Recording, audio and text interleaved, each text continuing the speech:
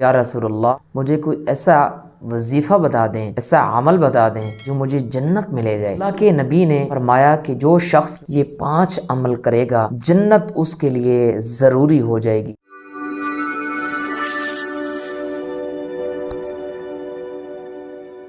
السلام علیکم ورحمۃ اللہ وبرکاتہ۔ آپ دیکھ رہے ہیں عملیات کی روشنی۔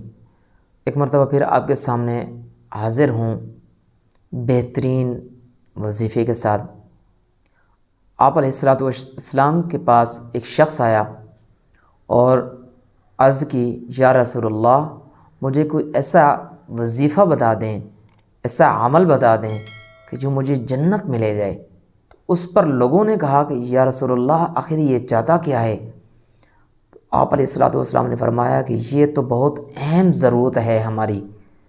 تو اللہ کے نبی نے فرمایا کہ جو شخص یہ 5 عمل کرے گا جنت اس کے لیے ضروری ہو جائے گی، وہ جنت اس کو لے کے جائے گا یہ 5 عمل۔ اور وہ 5 عمل کون سے ہیں؟ یہ ہیں کہ اللہ کی عبادت کرو، اللہ کے ساتھ شریک نہ کرو، نماز قائم کرو، زکوٰۃ دو اور لوگوں کے ساتھ صلہ رحمی کرو۔